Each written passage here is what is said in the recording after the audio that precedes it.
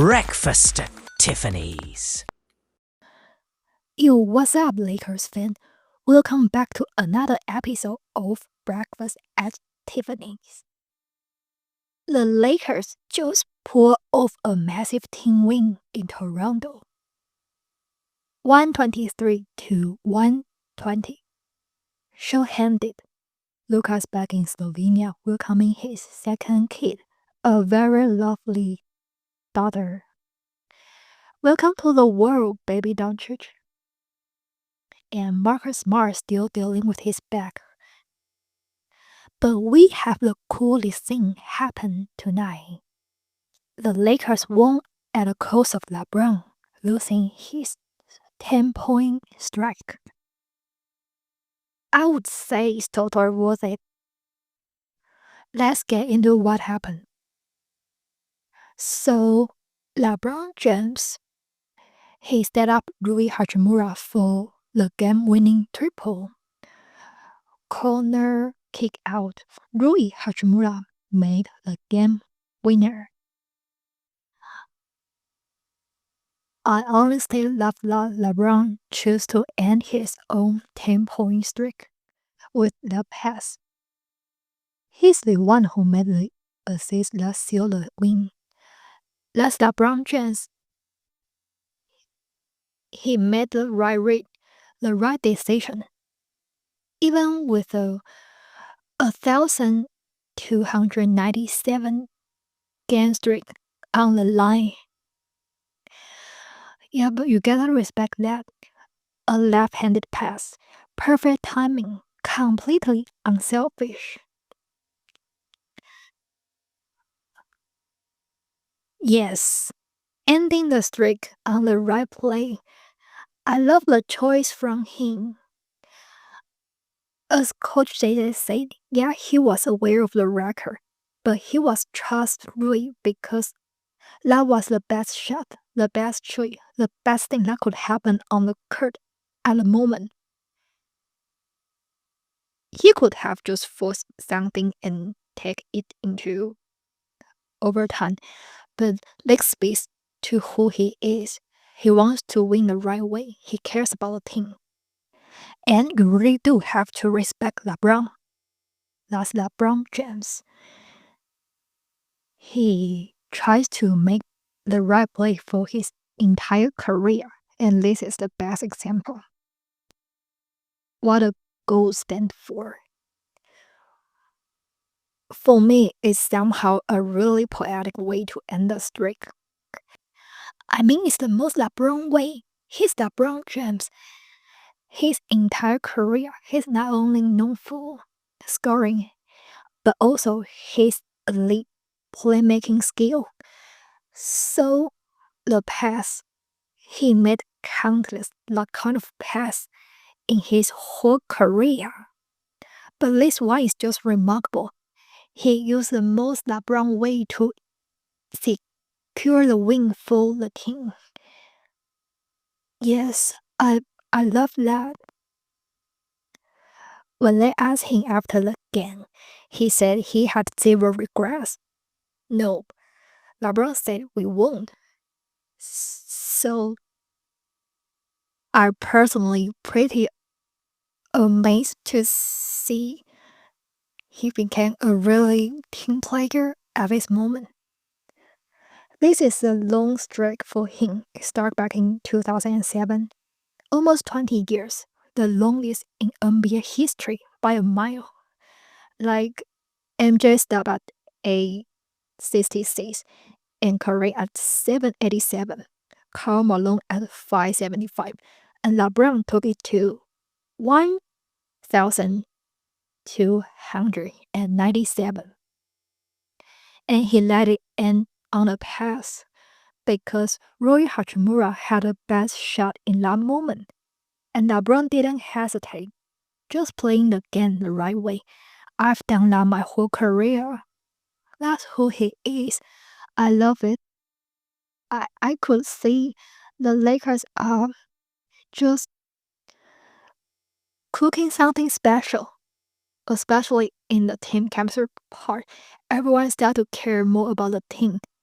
trying to play the selfless way. I love seeing that. That's the power of teamwork. That's real basketball.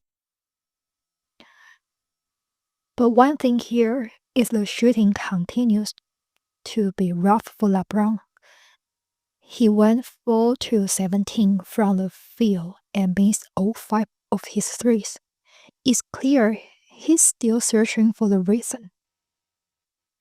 But this is important. Six of those 4 shots were made in the fourth quarter.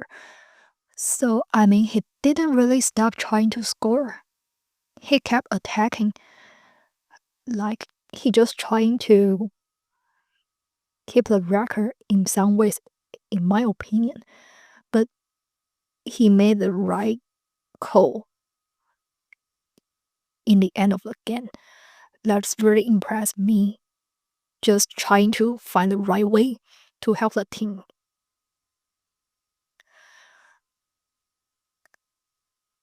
It's exactly kind of basketball decision he says he made since the moment he first picked up the ball. So, big picture here. The Lakers are still waiting for LeBron to look more like LeBron. At some point, these shots he's missing tonight should be made before. He will eventually find a way to score and to make those shots. I'm not worried about that. It's just sooner than later, just a timing issue. But we can see the feel, the basketball IQ, and the passing are still there. They are not going anywhere. So, on this night, the final play was just a reminder. The passing is still legendary.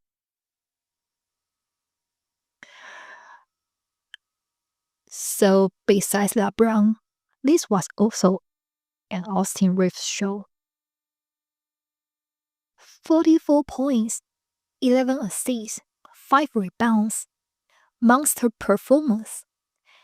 Last first option Reaves, he's hooping. And he stayed up again the moment when Luka wasn't available. And not just scoring, he also drew 2 huge tries in the fourth quarter. I love that. Those are winning plays. To be fair, in 18 games this season, he's averaging 28.9 points, 5.7 rebounds, 6.8 assists, 1.2 steals, and shooting 52.6% from the field. That's elite. And physically, Reaves is a different guy too. He focused on adding muscles in the off-season, going from 197 pounds to around 210 pounds. That extra strength shows. I feel like he's more willing to absorb contact, drive through defenders, and dominate physically. I love watching him go at culinary barriers and draw the shooting foul. That's the new, more aggressive Reaves. And the free throws, he got 9.4 attempts per game this year, a career high. So here's what we see. More contact, more opportunities, and more points. Jack LaRavia also had his best game in a while. 14 points, 7 rebounds, and that massive block at the ring that could have been a shorter Raptors bucket. Totally game changer. Also, Aton, Louis all finished in a double digits too. So in a tight game like this, every contribution matters. It's a team win. That was one of those nights where the whole supporting cast showed up and Austin just carried the torch. You guys make sure vote for this guy in All-Star.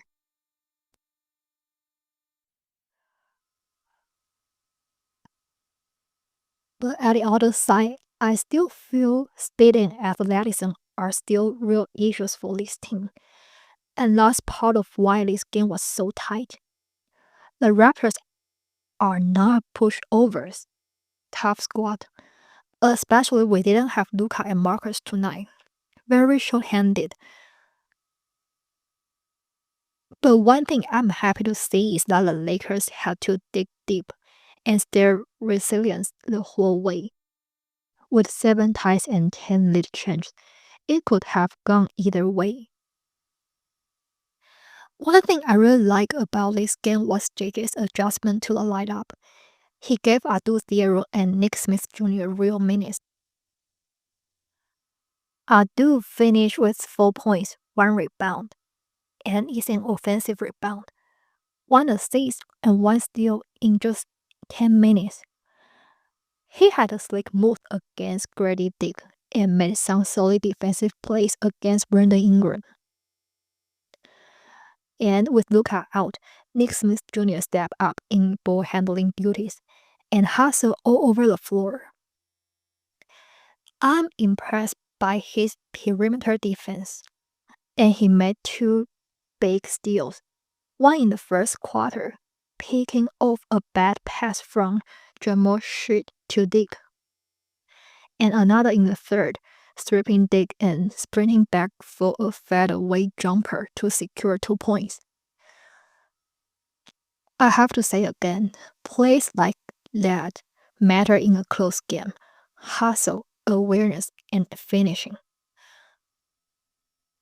Even with the win, the Lakers still have gaps in speed, switchability, and defensive athleticism. But seeing these young kids just make plays and JJ giving them minutes is exactly how the team builds depth and resilience. And I also love them to always be prepared, always be a pro, always secure the opportunity they could show up. So it's a huge team win. Now we are 16 and 5, sitting pretty at 2 in the very competitive, very stacking West Conference. Next up, we got Boston Celtics. JJ said he hopes Luka returns soon, but who really knows what soon means here?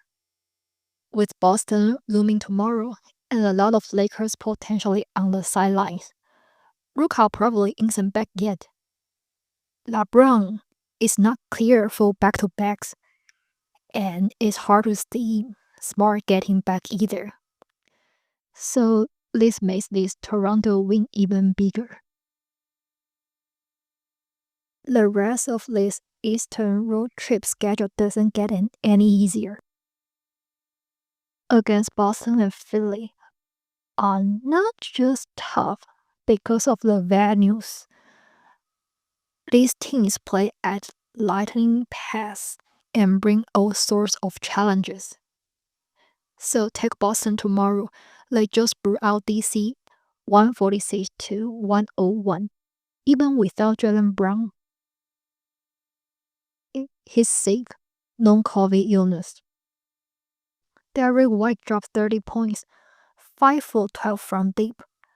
Jordan Walsh had 22 points, 8 for 8 from the field, only missed 1 free throw.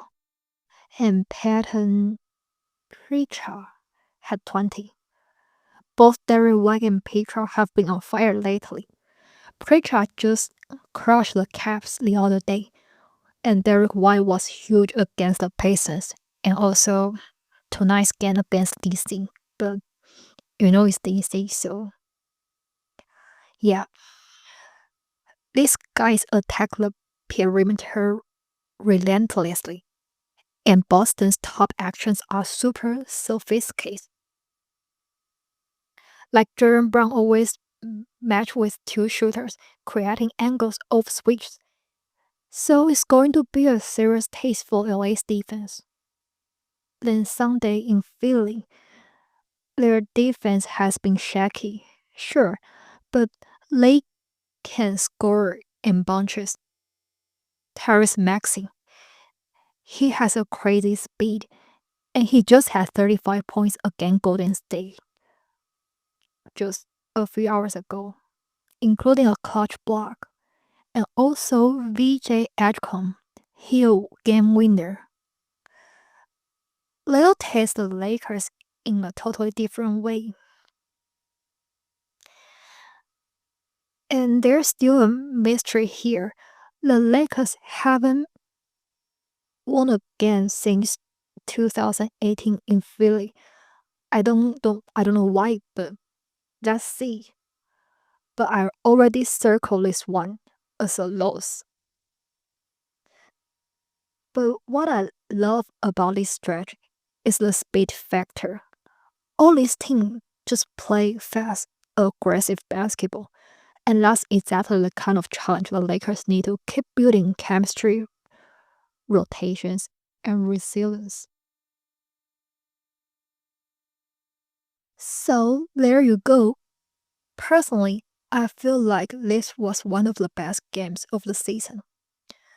We saw this team fight, adapt, and show up when it matters. If they keep this up, the Lakers might just be cooking something special. Just get ready with what's next. Alright, you guys, make sure to follow the show, leave a review. Got some announcement here. I just got this year's Spotify rap yesterday, and it just surprised me in the best way. My show, Breakfast at Tiffany's, pulled in 2025 Instant Hit Show, 2025 Talk About Show, 2025 Most Shared Show, and #1 podcast for 30 plus fans.